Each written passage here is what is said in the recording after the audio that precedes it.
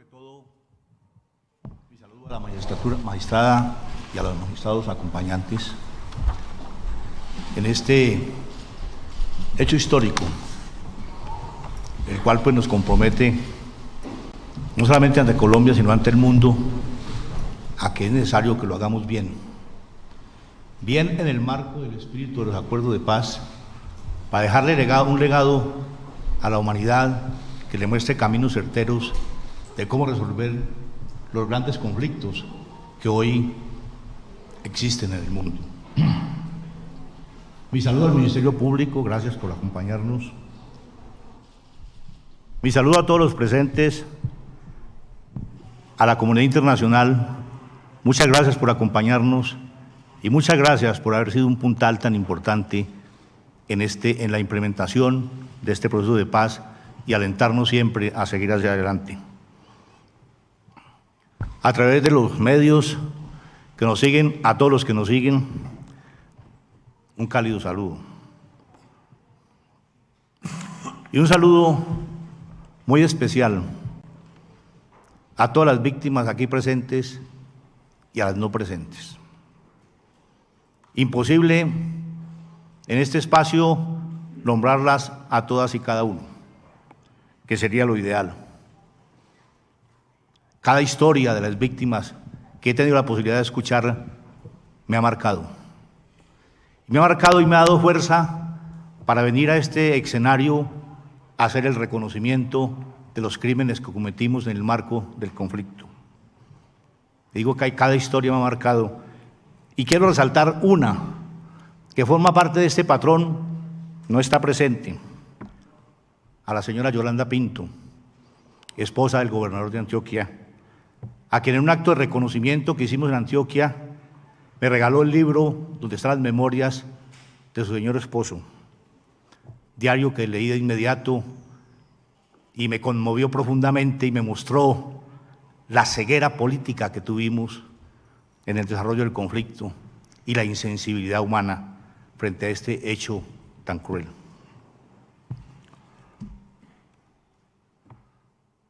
Obvio un poco mi presentación porque en la magistratura relató a grandes rasgos dónde nací, cómo llegué a las FARC. Ya está señalado, de 17 años ingresé. En 1982 no fui designado, sino elegido en la Conferencia Nacional, en la 7ª Conferencia Nacional.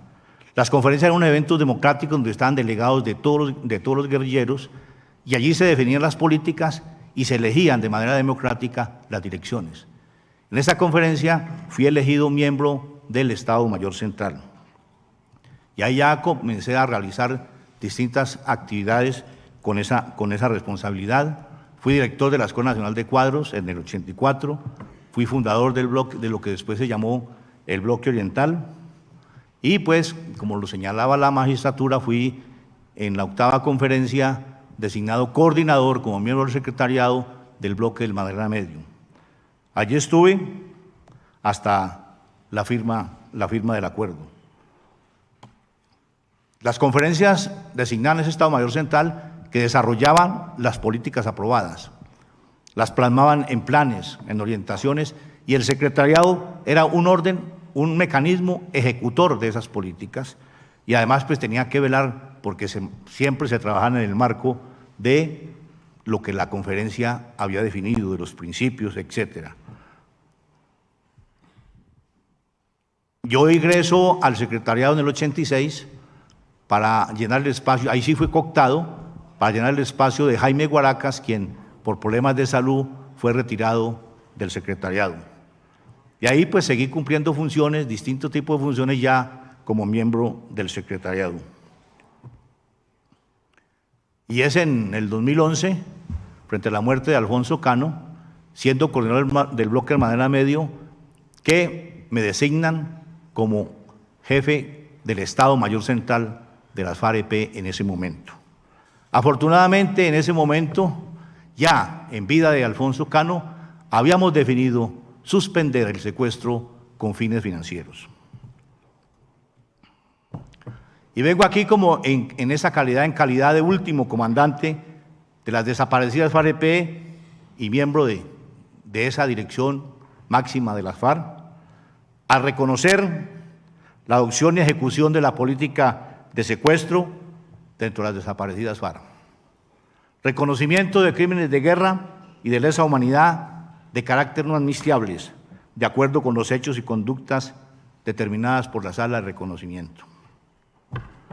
Señora magistrada, señores magistrados, integrantes de esta sala, reitero, hemos venido aquí como último secretariado de las desaparecidas FARC-EP y como Rodrigo Londoño Echeverri, en mi calidad de último comandante, a asumir nuestra responsabilidad individual y colectiva frente a uno de los más abominables crímenes cometidos por nuestra organización, fruto de una política que desembocó en crímenes de lesa humanidad y crímenes de guerra, al igual que en hechos y conductas calificadas y determinadas por la Sala, yendo en contravía de los valores y los principios que pregonaban, inspiraban nuestra lucha.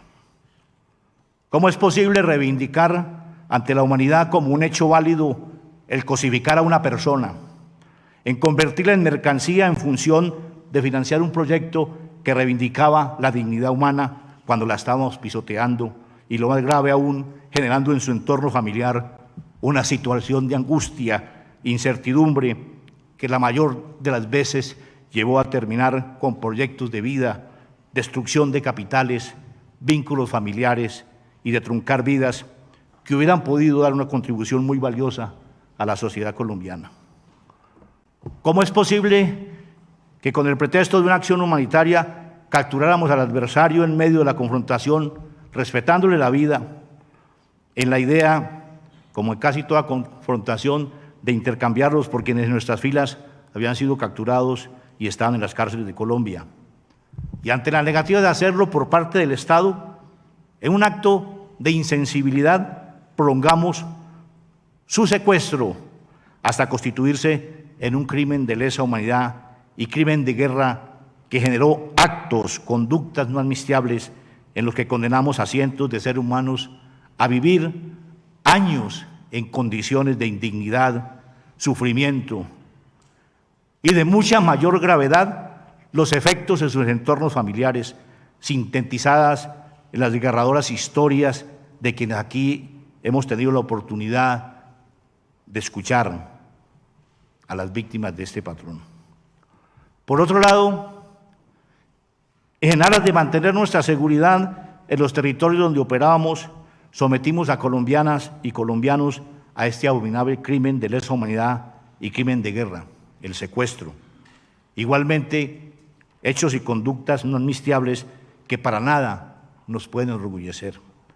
En especial, quiero destacar el de la desaparición, los casos que se dieron de violencia sexual y homicidios que, aunque no fueron políticas ni patrones, sí se presentaron.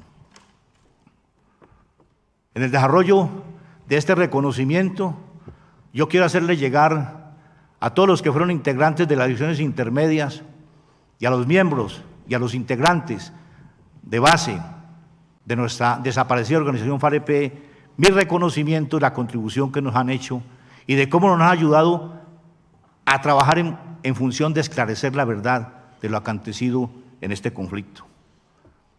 Y gracias a su apoyo y a su aporte estamos aquí. Y quiero llamarlos a que continuemos en esta tónica. Todavía falta mucha verdad por encontrar y son con ustedes puntal importante para encontrar esa verdad. ¿Y a qué seguiremos? Hombro a hombro, contribuyéndole a Colombia y al mundo con la paz. Con su venia, señora magistrada, ya para terminar, quiero leerles una parte de un mensaje de una carta que le envió Fidel Castro a Belisario Betancur cuando un comando del ELN le secuestró a su hermano. Decía Fidel: como revolucionario, siempre he creído que la ética es un principio irrenunciable sin la cual incluso la más justa y limpia de las causas políticas puede ser irreversiblemente dañada y mancillada. No es ética, ni es política, ni es justa bajo ningún concepto, a nuestro juicio, esta acción contra ningún allegado suyo. Dañarlo físicamente o privarle de la vida sería un crimen que no pueden cometer jamás quienes verdaderamente actúen en nombre de ideas revolucionarias. Con dolor en el alma, venimos a esta audiencia a reconocer, y estamos ante ustedes reconociendo que a nombre de ideas revolucionarias cometimos estos crímenes de lesa humanidad y crímenes de guerra. Muchas gracias. Buenos días a todos, a todas. Saludo muy especial de reconocimiento y de respeto a las víctimas, a la magistratura, al Ministerio Público, al país y a los compañeros que desde los ETCR nos siguen en esta audiencia. Me presento a esta audiencia de reconocimiento, aceptando mi responsabilidad pública y libremente por haber sido partícipe en la elaboración y en el desarrollo de la política de privar de la libertad a civiles y militares puestos fuera de combate para forzar un intercambio o un canje por guerrilleros que estaban en las cárceles. Reconozco pública y libremente que lo que ha dicho la magistratura es cierto. Acepto mi responsabilidad como integrante del último secretariado de las FARC. Solamente y con la venia de la señora magistrada y de la magistratura, quisiera hacer dos precisiones.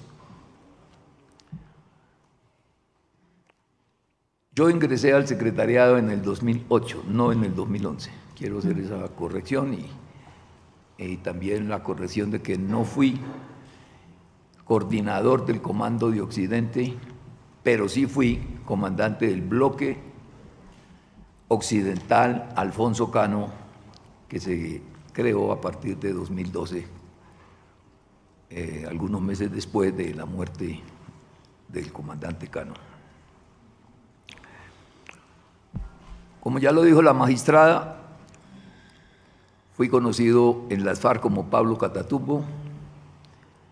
Dentro de la organización desempeñé varios roles.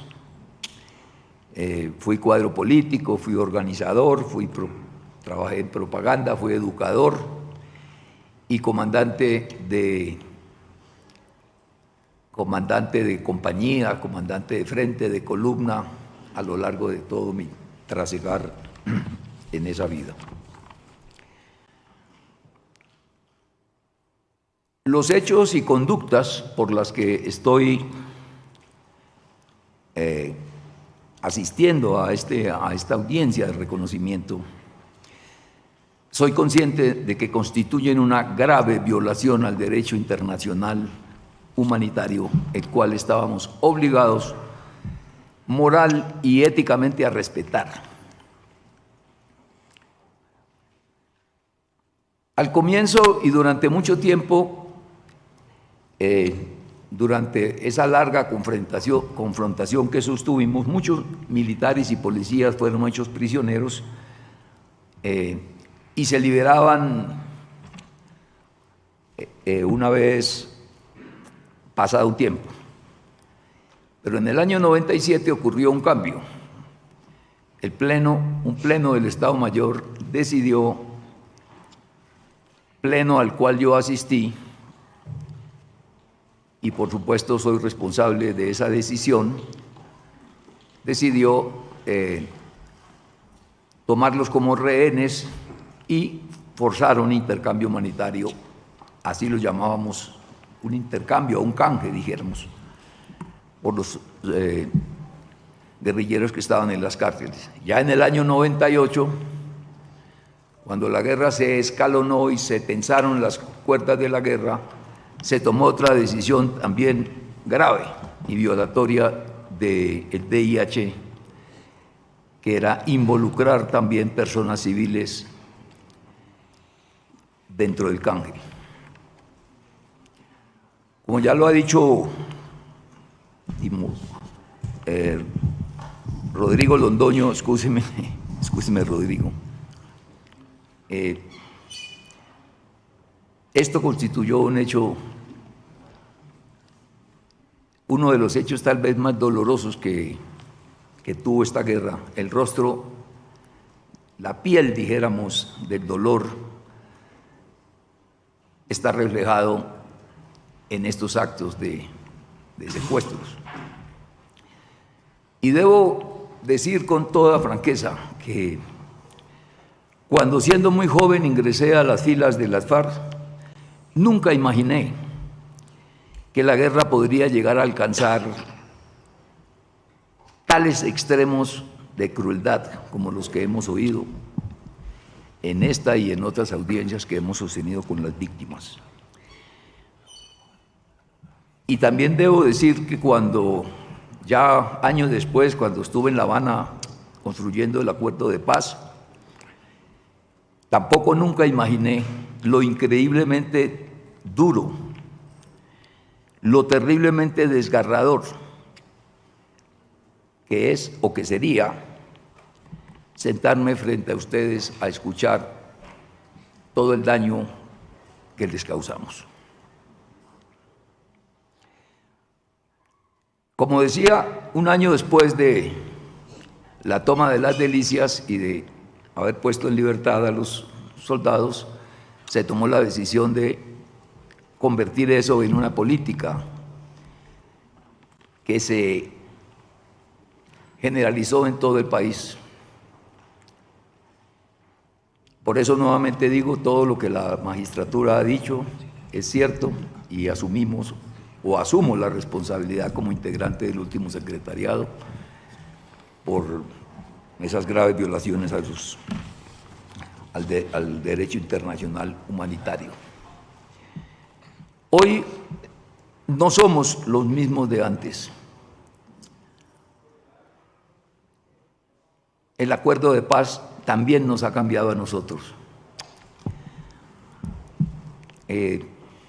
Reconozco que haber sido secuestrado, haber prolongado ese dolor, que no solamente es dolor para la persona en sí, sino dolor para sus familiares, dolor para todo su entorno familiar, sus hijos, sus padres, sus amigos, sus esposas, esposos, las largas caminatas, y con el agravante de que muchos de ellos murieron, sea por enfermedad, sea por picadura de serpientes, sea por intentos de fuga y que fueron fusilados, por lo que sea, hace mucho más cruel esta política que adoptamos de manera equivocada y que además fue ineficaz porque no se logró lo que se perseguía. Reconozco lo que significó para las familias estos largos años de cautiverio, la incertidumbre que genera el secuestro.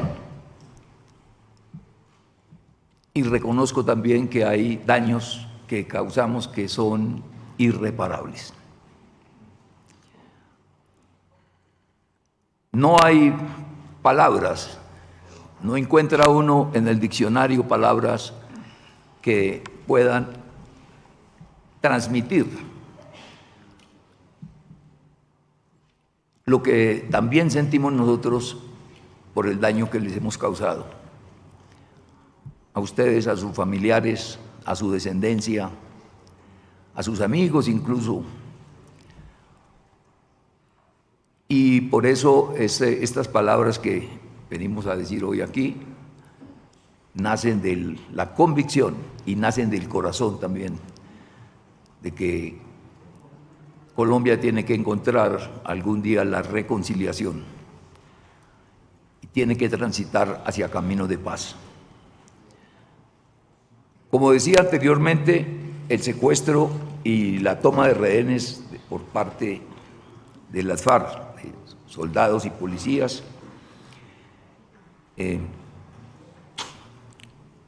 fue uno de los más graves crímenes que se pudieron cometer en esta guerra.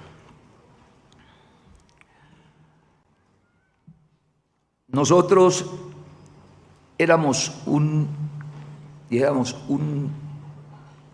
conjunto de bloques, frentes, columnas, compañías, milicianos que tenían su dinámica propia. Cada uno de ellos tenía una dinámica propia. Eso no es una justificación, pero sí puede entenderse por qué se fue degradando tanto esta política. ¿Y por qué? ¿Por qué? Es una de las preguntas que siempre he encontrado de las víctimas que dicen, ¿por qué fueron tan crueles? ¿Por qué no oyeron mis súplicas? ¿Por qué mataron a mi padre? ¿Por qué mataron a mi hijo? Eso es algo que hoy tenemos que reconocer, que ese por qué y las respuestas que podemos darles seguramente no aliviarán totalmente el dolor que les hemos causado a las víctimas, pero sí puede ser estas explicaciones que estamos dando, este reconocimiento público y libre, puede conducirnos a que en ese largo proceso de reconciliación y de perdón lleguemos al final en nuestro país a tener una paz estable y duradera. Muchas gracias, señora magistrada. El señor Gallo, adelante. Bueno, primero que todo mi saludo a la magistratura, al representante del Ministerio Público y a las víctimas, tanto las presentes como las que no están, las que siguen el desarrollo de esta audiencia a través de los medios virtuales, y a los demás asistentes, a la comunidad internacional que sin duda está también muy pendiente del desarrollo de esta audiencia. Mi nombre es Julián Gallo Cubillos, nací en 1961, ingresé a la guerrilla de las FARC en 1978 a los 17 años, viajé de aquí de la ciudad de Bogotá al departamento del Cauca, llegué como guerrillero raso. A partir de 1981 fue enviado a la ciudad a realizar tareas de apoyo logístico y a partir de 1984 designado para crear una red urbana en la ciudad de Bogotá que luego llegaría a ser el Frente Antonio Nariño. En calidad de comandante de esa red urbana participé en el año de 1993 en la 8ª Conferencia Nacional Guerrillera como delegado.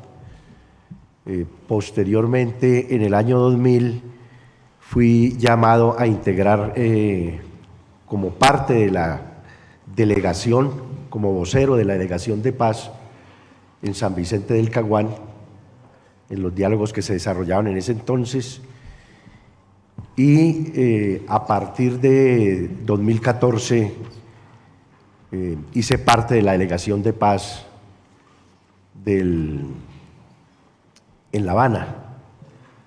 También a partir de 1993 fui nombrado como suplente del Estado Mayor del Bloque Oriental y asumí como integrante principal del secretariado a partir del año 2011. Esa fue mi trayectoria dentro de las extintas FAREP. Quiero comenzar señalando que acepto mi responsabilidad como coautor mediato por haber sido participante del secretariado desde el año 2011 y por haber participado como delegado en el año 1993 en la 8ª conferencia en los hechos y conductas que se señalan en el auto, que a la luz del sistema integral de verdad, justicia, reparación y no repetición y las decisiones de la sala que nos convoca a esta audiencia no son amnistiables, que constituyen crímenes de guerra y crímenes de lesa humanidad. Hoy somos conscientes de la gravedad de esos hechos, de esas conductas. Hemos tenido la oportunidad en toda la etapa preparatoria de este caso, pero también en los múltiples encuentros que hemos tenido con las víctimas a lo largo de todos estos años, comenzando desde nuestro primer encuentro con las víctimas en las audiencias que se desarrollaron en San Vicente del Caguán, de las graves afectaciones, de los daños irreparables, la mayoría de ellos, que le causamos no solamente a las víctimas directas de esa política de secuestros, sino también a sus familiares, a sus amigos, pero sin lugar a dudas también al conjunto de la sociedad colombiana. Desafortunadamente, la guerra genera unas conductas, unos comportamientos, unas ideas que nublan la visión de quienes participan en ella. Y en el caso nuestro, hoy en día tenemos que decir con claridad que nos avergüenza profundamente estos hechos y estas conductas que están relatadas allí por las víctimas, por sus organizaciones, por sus representantes, que están contenidas en el auto. Cuando nosotros llegamos a la ciudad de La Habana a participar en los diálogos, tuvimos la oportunidad de escuchar por primera vez de viva voz los relatos de las víctimas. Y hoy tenemos que decirle al país que sin lugar a dudas, quizás el mayor acierto que tuvimos quienes por distintas razones nos correspondió la responsabilidad de contribuir en la construcción de ese acuerdo de paz. El hecho más importante y más significativo fue haber escuchado por primera vez la voz de las víctimas, porque eso nos hizo ver una faceta de la guerra que cuando uno está inmerso en la guerra, en la confrontación, no la ve, y es el dolor, el padecimiento, el sufrimiento de las víctimas. En la guerra se tiene la visión en blanco y negro, la visión del enemigo al que uno está enfrentando. Y al ser la guerra la actividad más inhumana que pueda existir, porque consiste en tratar de arrebatarle, de quitarle la vida a quien se considera el enemigo, al darnos cuenta que esas afectaciones van más allá de a quien se considera el enemigo y que esos sufrimientos están representados en un dolor profundo, inmenso, escuchado de viva voz de las víctimas, necesariamente eso nos llevó a una reflexión muy profunda, tanto a la delegación del gobierno como de la FAREP. Y por eso tenemos que decir que hoy en día, estando aquí en condición de compareciente, dándole la cara al país, a la sociedad, a las víctimas, por nuestra responsabilidad en esos graves hechos y conductas, también sentimos algo de sentido de patria al saber que acertamos al construir ese acuerdo de paz y sobre todo de haber concebido un sistema integral que permite que por primera vez en la historia nuestra se comience a saber la verdad de lo que sucedió en el conflicto, de la gravedad de los hechos y de las conductas de quienes estuvimos inmersos en la confrontación, pero también la posibilidad de llevar justicia a las víctimas. No la justicia que tradicionalmente nosotros hemos conocido, sino este modelo de justicia que permite que de manera conjunta, guiados por la Jurisdicción Especial para la Paz, las víctimas y los responsables podamos ir construyendo de la mano esa verdad tan necesaria para lograr sobre todo la no repetición. El sentido fundamental de esta audiencia es nuestro compromiso de no repetición, que comenzó a materializarse con la decisión que tomamos, también producto del acuerdo de hacer dejación definitiva de las armas. Hoy queremos ratificar ante el país, ante la jurisdicción, ante la comunidad internacional, pero sobre todo ante las víctimas, nuestra decisión irrevocable de seguir avanzando en la consolidación de este acuerdo de paz y fundamentalmente del sistema integral. Agradecemos profundamente a las víctimas que se han acreditado ante el sistema, porque esa decisión, la generosidad con que han aportado a la construcción de cada uno de los macrocasos, su comprensión en medio del dolor, no solamente han logrado darle estabilidad al sistema, sino que han permitido generar en la sociedad colombiana y en nosotros, los responsables, la idea de que sí es posible que los colombianos podamos, en el marco de una justicia distinta, prospectiva, legarle a las próximas generaciones una Colombia en paz, sin violencia política, sin violencia social. Y eso le da sentido a la decisión que tomamos cuando, como último secretariado de las FARC, nos comprometimos no solamente a hacer dejación de las armas, sino a iniciar un proceso de verdad, de justicia restaurativa, de no repetición. Y por eso queremos ratificar ante ustedes nuestra decisión política, ética, moral, no solamente de honrar los compromisos que firmamos, sino de dedicar todo el tiempo que sea posible, más allá de las sanciones que deben ser impuestas por el tribunal, para que a través de trabajos, obras y acciones restaurativas, de la mano con las víctimas, acompañados por el conjunto de la sociedad colombiana, podamos intentar, quienes hoy estamos aquí asumiendo responsabilidades, tratar de reparar el daño causado.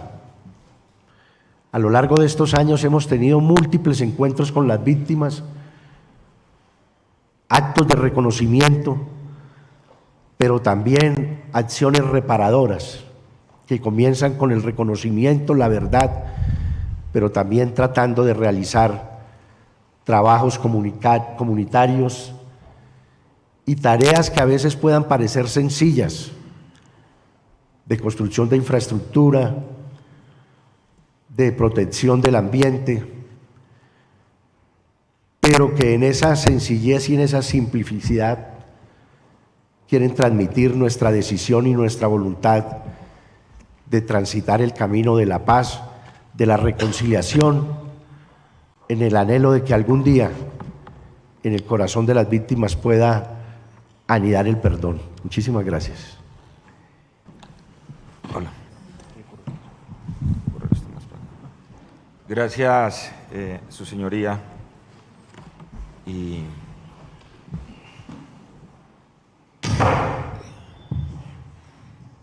Antes, el saludo a todas las víctimas presentes, a las víctimas que nos están viendo por los medios, las redes, y por supuesto a la memoria de las víctimas que no están. A la familia Echeverry, a todas las víctimas que nos han sensibilizado. Doctor Oscar Tulio, gracias, muchas gracias por su misericordia de darnos el perdón. He seguido el ejercicio que ha venido haciendo usted, también como parte de ese proceso de reconocernos en los graves crímenes que cometió la organización y de los que tuvimos responsabilidad nosotros. Desde el corazón le digo que no estoy aquí para que esto sea un acto de, como dicen los muchachos, del show mediático. Estoy aquí porque estoy convencido que la paz se construye desde el corazón. Y este es un proceso, diremos 5 años en un país de más de un siglo de conflictos. 5 años es avanzar también. Entendemos que como ustedes tienen preocupaciones, nosotros también tenemos preocupaciones en cómo avanzamos con el proceso de paz y cómo encontramos la verdad, cómo develamos la verdad. Aquí los más interesados en que se sepa la verdad somos nosotros.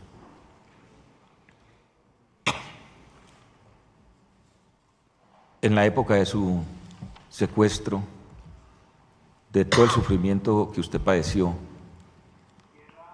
en esas frías montañas de límites de Risaralda y el Chocó, sé lo duro, porque pude hablar con unidades que estuvieron y que fueron responsables del secuestro suyo. Me he sentado a hablar con Rubín Morro y he esculcado en todo este proceso de la situación compleja en la que se sufrió por alimentos, las marchas duras, las marchas forzadas, también la calidad de hombre que ha sido usted y que fue durante el cautiverio, y por eso tal vez terminaron otros diciéndole camarada, como el profesor. No era, también había confusión, pero era tal vez por su misma condición, su calidad humana, doctor Oscar Tulio. Nosotros venimos aquí en nombre propio, en mi condición, es asumir esta responsabilidad. Esta responsabilidad no la estamos asumiendo para que las sanciones sean más cómodas. Esta responsabilidad la estamos asumiendo porque es un compromiso desde lo profundo de quienes crecimos en esta violencia, porque creemos que no podemos seguir. Y mucho más cuando hemos descubierto que nuestra organización se volvió como una fábrica de odios, de dolor, de que cuando llegamos aquí a este proceso veníamos a luchar por el país, por la gente humilde, por la gente pobre. Y hoy cuando nos encontramos con las víctimas, cuando vemos a los hombres que hay debajo del uniforme al que mirábamos solamente como enemigos, Cuando vemos por debajo de ese uniforme de Estado, del fusil del Estado, y vemos al ser humano hijo de gente pobre. Eso duele. Eso duele, y por eso venimos aquí convencidos de que tenemos que trabajar seriamente, con hechos concretos, con actos reales, para poder sanar a Colombia. Y creemos que lo poco que vamos haciendo está ayudando. Cómo con cada acto poder lograr que la gente crea, que creamos el uno en el otro, en la otra,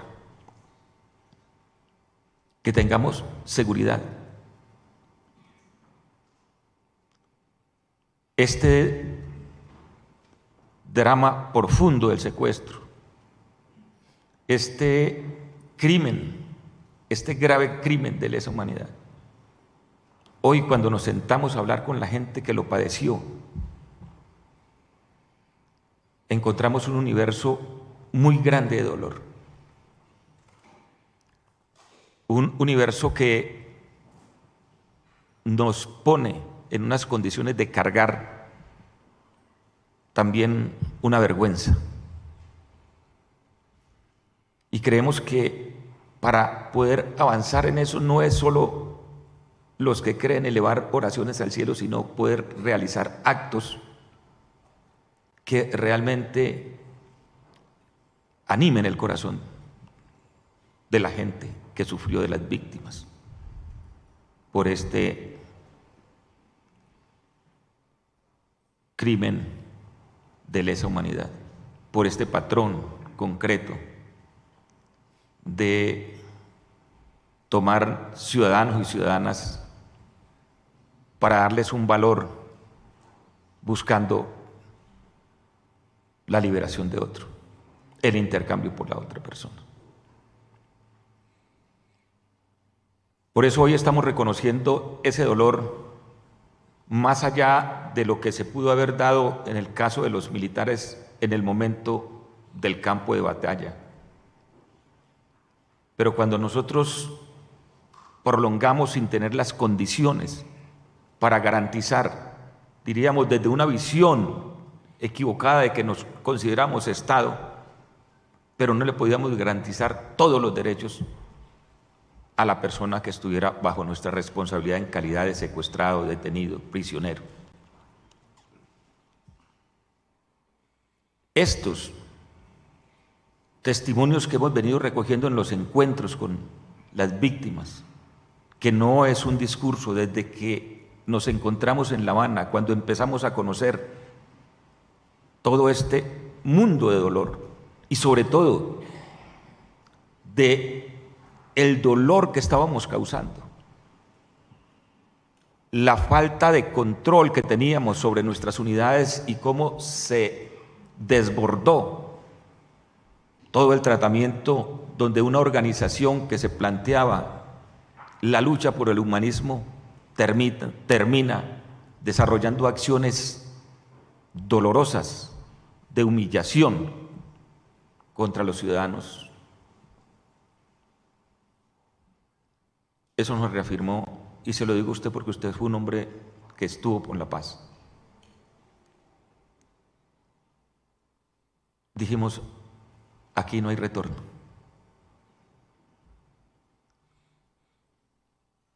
Tenemos que avanzar en este acuerdo de paz, pase lo que pase, pero Colombia no puede seguir así. Y hoy estamos aquí también con sus palabras, con su reflexión, con eso que usted decía de Martí, de que es que la paz no da laureles, es la guerra. Los victoriosos los celebran, o las celebraciones las hacen a los guerreros, a los que hacemos la paz no. Pero sí tenemos el corazón que cada día se va despejando y haciéndonos más humanos. Y sobre todo en esta horizonte de acciones que es poder construir en Colombia un país más civilizado. Reconocemos que se usaron las cadenas.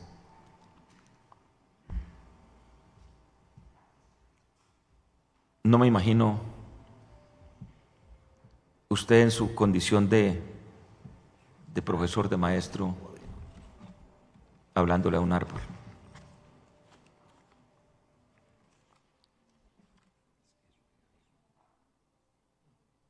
Ese es el dolor que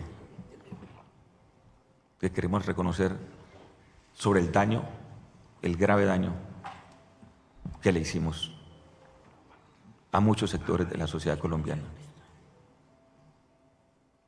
y sobre todo a los sectores pobres, porque nuestra ceguera a los políticos los veíamos como los enemigos que legislaban en contra del pueblo. Y a quien tenían capitales los veíamos como los enemigos que le sacaban la plusvalía al pueblo. Y así nos fuimos encegueciendo. Y así fuimos actuando, dejando esta ola de dolor profundo. Don Oscar Tulio, usted y por medio suyo, le agradecemos a todas las víctimas que nos permitan estar en estos espacios y poder contar lo que sentimos. A la magistratura, aquí reafirmamos lo que hemos planteado frente a este macrocaso del secuestro en sus 3 patronos. Muchas gracias. Pienso que es sumamente importante el que se estén dando estos hechos. Y todo esto es gracias al proceso de paz. Pero dentro de ello, a la JEP.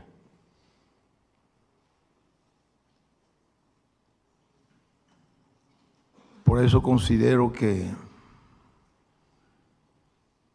la JEP, toda la gente sana, honesta, sin prevenciones, tiene que brindarle un apoyo restricto, porque solamente se busca la verdad y con la verdad indiscutiblemente comienza la verdadera reconciliación.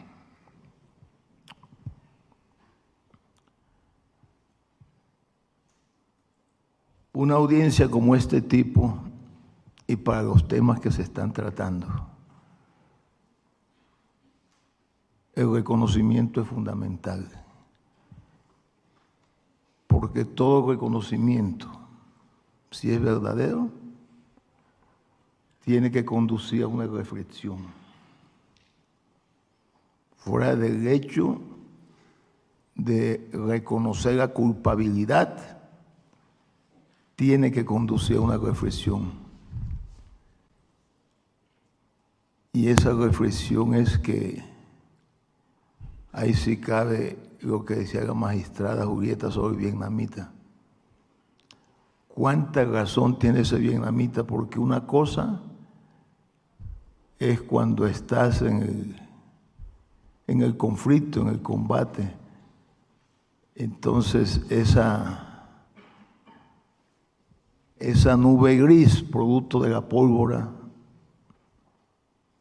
no te permite ver más nada. Y este proceso lo que ha permitido es que miremos más allá de lo que la pólvora no nos permitía ver. Y más allá que hemos encontrado una enorme tragedia humana. Mucho dolor,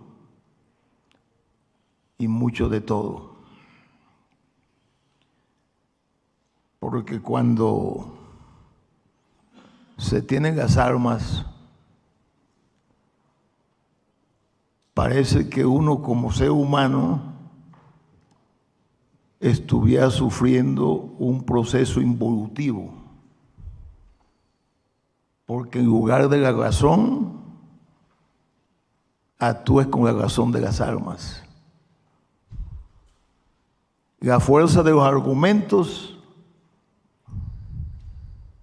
es la fuerza de las armas, su poder de fuego y destructivo.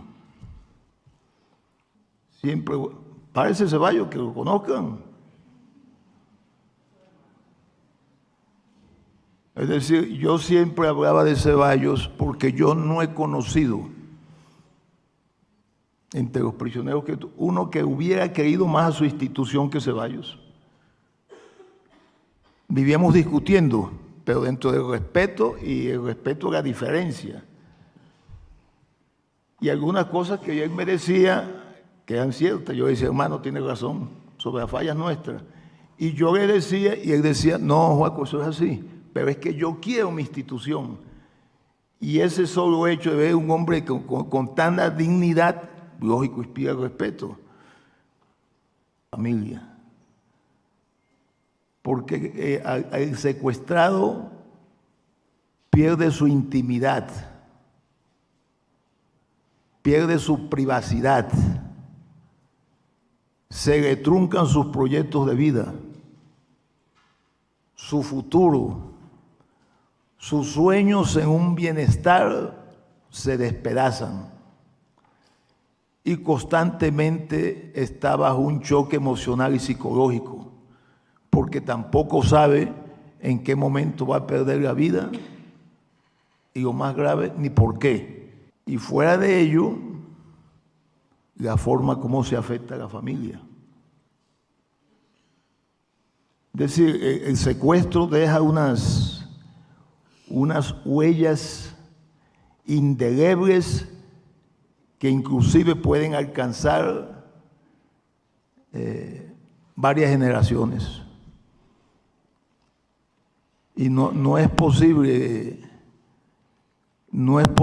que eso se olvide tan fácil. Ahora, usted me decía, refiriéndome a la doctora Ingrid y a Clara, ellas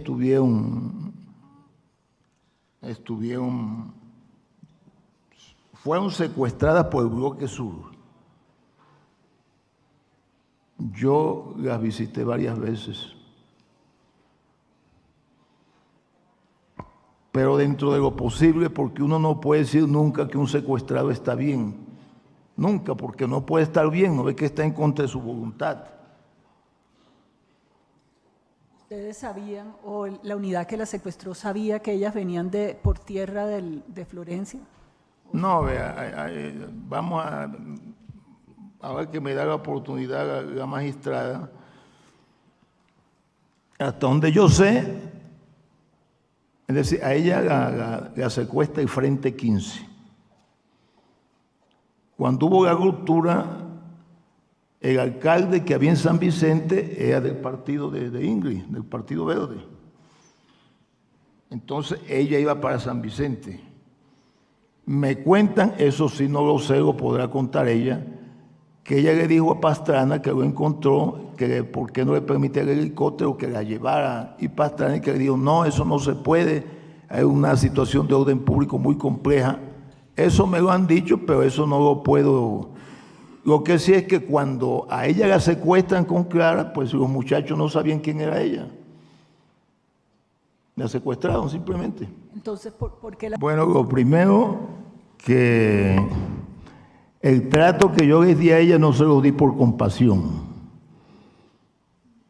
No se lo di por compasión, sino por mi propia formación. Ahí no hubo compasión. Que ahí, hasta donde yo sé, no hubo terceros, sino que lo que se buscaba era presionar para que por medio del intercambio humanitario quedaran en libertad unos hombres y mujeres nuestras que estaban en las cárceles, porque eso, lo del canje tuvo varias etapas. Primero se ensayó con los soldados, no fue posible. Después se concluyó que había que coger oficiales, tampoco fue posible. Y después políticos, que no sé si fue más funesto que una equivocación, y tampoco, y es ahí donde caen donde son secuestrados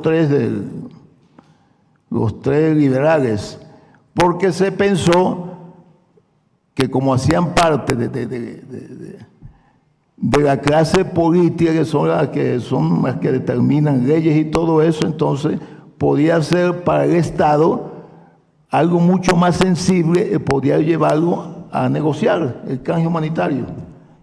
¿En qué podía incidir? Entonces fue un daño que hicimos, que reconozco de manera individual por haber sido jefe del Bloque Sur, que fue innecesario e irreparable, como el de los otros. No tuvo sentido. No la tenían. No la tenían, pues porque al menos yo tenía una formación académica. Los muchachos, ustedes saben que son muchachos muy buenos, pero la culpa es de uno también, ¿no? De no haberlos instruido. Uno asume también responsabilidad por las fallas que ellos pudieron haber cometido, pero no tenían la misma formación que yo tenía. Pues a mí personalmente nunca me llegó. Cuando yo fui donde estaban los prisioneros allá, fui precisamente 2 veces a hacer balance para ver qué fricciones se estaban dando, qué incomprensiones, qué trato se les estaba dando.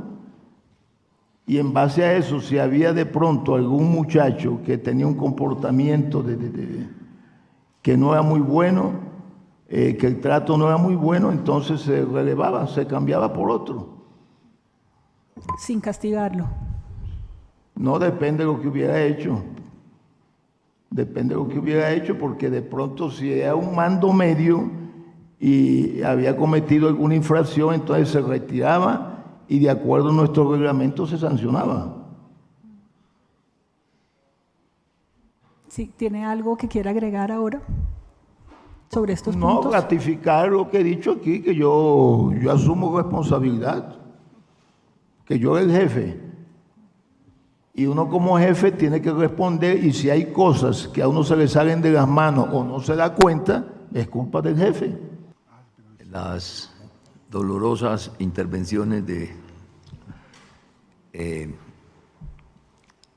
la señora Gloria Narváez, hermana del diputado Juan Carlos Narváez, y también la intervención también dolorosa de la tragedia que vivió el diputado Sigifredo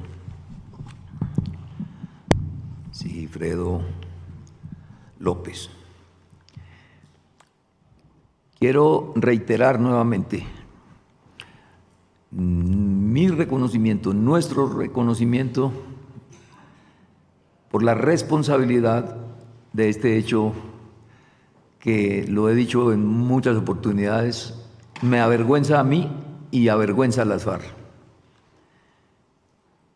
Hemos dicho en reiteradas ocasiones que este es uno de los acontecimientos más tristes que tuvo esta guerra, que nos avergüenza, porque esto no debió haber ocurrido, sobre todo el desenlace, ni el secuestro y menos el desenlace. Quiero extender ese reconocimiento y mi sentimiento por el daño causado, no solamente, y del crimen que cometimos, no solamente a ellos, sino también a los familiares de los otros diputados, a los familiares de Ramiro Echeverri, de Jairo Hoyos, de Alberto Quintero, del diputado Rufino Varela, del diputado Nacianceno Orozco, Héctor Fabio Arismendi, Edison Pérez, Francisco Giraldo, Carlos Alberto Barragán, Carlos Alberto Charri, y por supuesto al diputado Sigifredo López y a los familiares de Juan Carlos Narváez.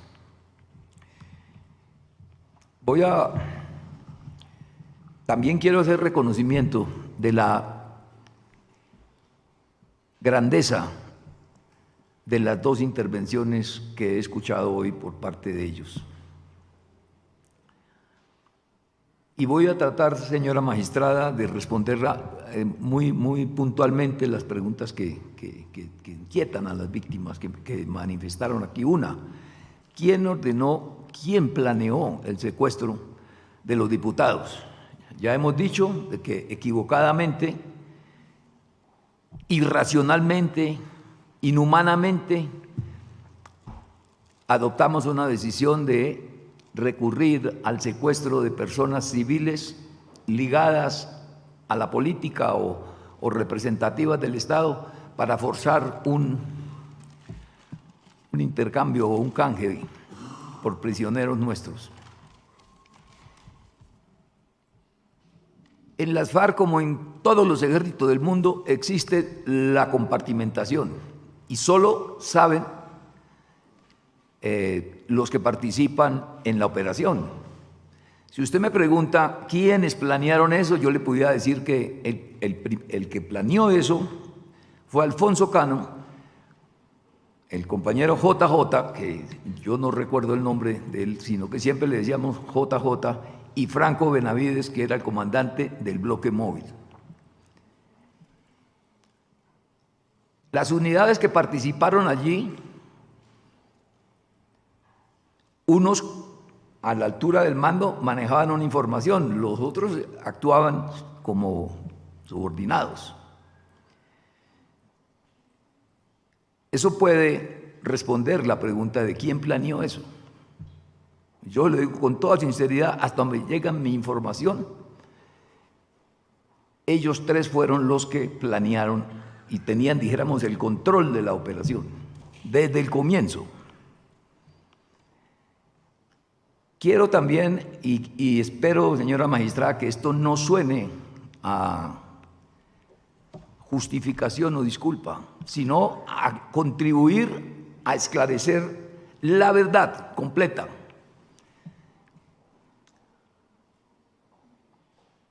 En aquella época se adelantaban diálogos con el gobierno del presidente Uribe. Había algunas aproximaciones para que se despejara un territorio que se conocía como Florida y Pradera por unos días para producir el intercambio. Puedo decir, y esto lo digo con toda responsabilidad, y no como justificación, sino para el esclarecimiento de la verdad, que nos comprometimos todos. Esas aproximaciones implicaban o produjeron una reunión o dos tal vez con el gobernador del Valle, Angelino Garzón, para esa época.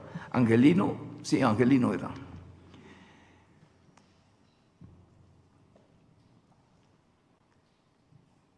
Avanzamos hasta un punto en el que el presidente Uribe nos dijo: voy a despejar Florida y Pradera, y mañana o pasado mañana se produce el despeje, y nosotros, Alfonso me ordenó a mí, que era el que estaba más cerca, me dijo: Pablo, usted puede comunicarse con los mandos de las unidades del Comando Conjunto y decirles que se reúnan mañana y hagan una declaración pública diciendo que ellos están dispuestos a cumplir con el intercambio. Me ha dicho que van a respetar eso. No sé por qué dejo eso a la magistratura, porque se trata de esclarecer la verdad completa. ¿Qué pasó? Incluso hay un hecho que prueba que es cierto lo que estoy diciendo, porque los mandos se concentraron, dieron una rueda de prensa que es pública, conocida, confiando en que al otro día iba a haber el despeje de Florida y Pradera para hacer el intercambio. Pero al día siguiente lo que ocurrió fue que por la tarde trataron de encontrarme a mí para avisar que el presidente Uribe mandaba decir que algo se le interpuso, no sé, eso lo sabrá él, pero que él no podía cumplir con el compromiso, que no podía despejar porque... Y al día siguiente yo no alcancé a avisarles a ellos, porque estábamos en distancias muy, muy lejanas y no tenía comunicación por radio, y lo que se produjo fue un bombardeo de la Fuerza Aérea sobre ese campamento, donde estaban todos los comandantes del bloque Occidente, o del Comando Conjunto de Occidente, que se llamaba así. Eso generó pues desconfianza en la dispersión de las unidades, porque ahí no estaban los secuestrados, estaban en zonas distintas. Pero eso es una contribución también a la verdad que debemos esclarecer, porque esclarecer la verdad es como un proceso realmente. Es muy difícil, y yo les digo esto de todo corazón, es muy difícil para uno que no estaba allí. Yo nunca estuve, ni participé en el secuestro, ni estuve con ellos nunca, aunque acepto mi responsabilidad. Entonces, reconstruir eso solamente lo podrán hacer quienes estaban allí. Y por eso encuentro justas las preguntas que ustedes hacen. Justas, y me comprometo, y el secretariado también está comprometido a hacer todo lo posible porque se satisfagan, dijéramos, esas justas y válidas demandas que ustedes hacen de verdad. Porque yo he estado en actos de reconocimiento y he escuchado de los hijos de los diputados palabras muy duras. Niños que le dicen a uno, usted no solamente me mató mi papá, sino que me robó la mitad de mi vida, porque usted conoció más a mi papá que yo, porque yo tenía 2 años y ustedes lo tuvieron 5 o 7. Entonces ustedes saben más de él que yo. Esa verdad tenemos que contribuir todos a esclarecerla, y por eso me parece muy importante lo que ha dicho la magistrada de que en julio va a haber una diligencia en la que deben participar los que hayan sobrevivido a esa tragedia, los guerrilleros, me refiero, que estén o que hayan estado en algún momento implicados en ese hecho. De otro lado, también quiero decir o repetir, porque ya lo he dicho otras veces,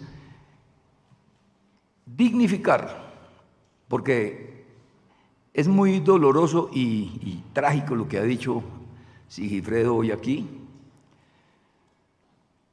que haya surgido ese manto de duda sobre él. Sigifredo es una víctima del secuestro. Sufrió junto con sus compañeros una de las mayores tragedias que tuvo el conflicto en nuestro país. Pero nunca jamás nosotros hemos dicho que él tuviera que ver con la inteligencia o con que él hubiera sido cómplice de las FARC. Y como nosotros le damos, yo sé todo el dolor, el valor que tiene la dignidad para una persona. Y por eso, pues, me llegaron muy al fondo esas palabras en las que, porque es que él fue víctima y luego fue revictimizado, inclusive pagó cárcel. Fue calumniado, fue estigmatizado, y eso es muy doloroso. De nuevo le pido perdón a usted y a su familia, Sigifredo, y hago el esclarecimiento de que Sigifredo no tuvo nada que ver con el secuestro, hasta donde yo sé. Quien sí, el testimonio que da Santiago también es muy importante, porque Santiago sí estuvo dijéramos, participó en el hecho y también estuvo en No sé hasta dónde será su responsabilidad en la planificación, pero hasta donde yo tengo entendido, los que planearon eso fueron Alfonso, JJ y Franco. Era el comando de dirección que tenía esa operación. Y lo que sí les reitero es mi compromiso y el compromiso de todo el secretariado para seguir ahondando en el esclarecimiento de la verdad completa de este hecho tan triste, tan trágico, tan duro para ustedes y vergonzoso para nosotros, porque teníamos la responsabilidad, aún después de haber cometido el crimen de haberlo secuestrado, a unas personas que no estaban en el conflicto, personas civiles, personas ajenas al conflicto, pero estaban bajo nuestra responsabilidad y terminaron muertos. También estoy comprometido a contribuir al esclarecimiento de la verdad sobre lo que ocurrió ese último día. Hasta donde llegan mis conocimientos y mi información, yo lo explicaba ante la magistratura, se presentó una confusión que terminó trágicamente, pero yo sé que faltan más, hay que ahondar más en eso. Mi compromiso, y lo repito, es contribuir a que quienes supervivieron, quienes estuvieron allí en ese momento, nos ayuden a esclarecer más detalles de lo que pasó. Sobre las pertenencias, que también es un reclamo justo que han hecho las víctimas, porque sí, hasta donde me han informado, es que algunos hacían obras manuales, a otros escribían poesías, canciones,